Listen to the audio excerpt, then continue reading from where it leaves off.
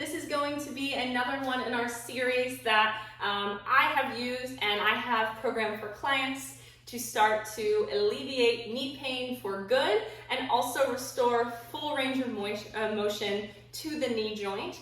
This one is focusing on knee flexion and hip extension. If you are new to this exercise, the one thing that you might want is a pillow, a yoga mat, one thing, she says one thing, so a pillow for your knees to make it comfortable, a yoga block to make these a little bit more accessible, and then a yoga mat further to provide a cushion. So I'm going to be using this today, and then we're going to go and get started today on the floor for these.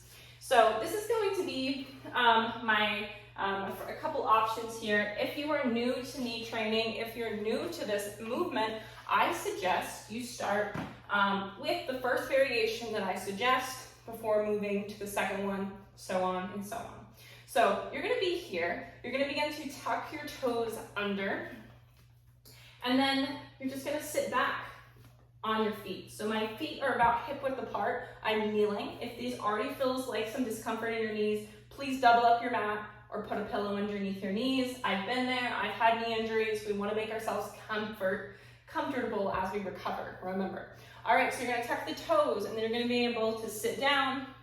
Knees are about hip width, and then you're going to come back up. Likely, if you've never done these before, it's going to be a little bit hard to sit back. That's okay. That means you just need to start with this version. All right, we're sitting back. We're coming up. Version 1.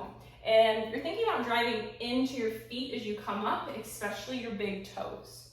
If this is feeling like a lot into your feet, into your knees, I'm going to go ahead and show you the second variation. So we're going to need the block. This one kind of depends on your individual body, which one of these is going to feel good. I'm going to place the tops of my feet on the block, and then I'm going to sit down. So I'm going to be here, and then I'm going to sit back.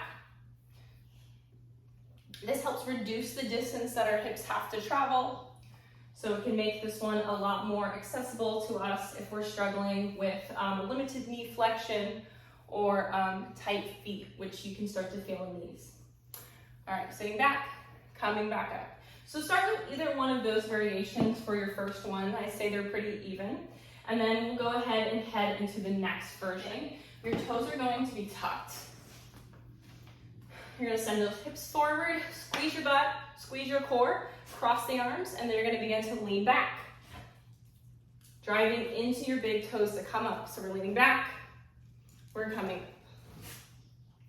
Leaning back, keeping everything nice and squeezed, butt and core, coming up, driving into your big toes.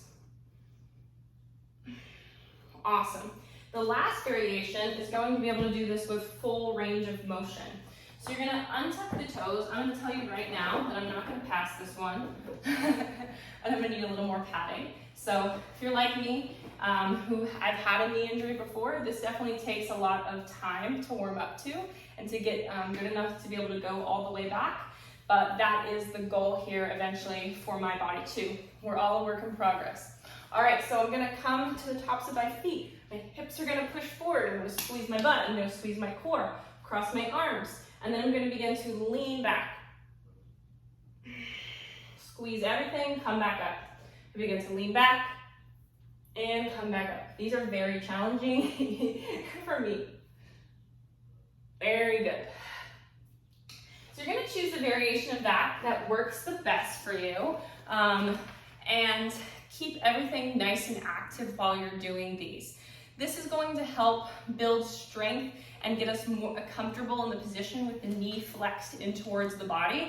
That is really commonly lost after knee injury and just after time of not requiring the body to get into that position. And if we can't flex our knees in towards our body, we are stopping ourselves from being able to do a lot more advanced movements or even getting a deep squat.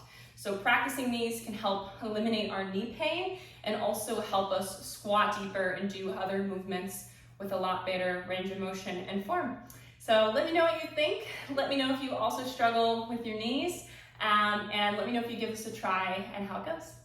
Happy moving, have a good one.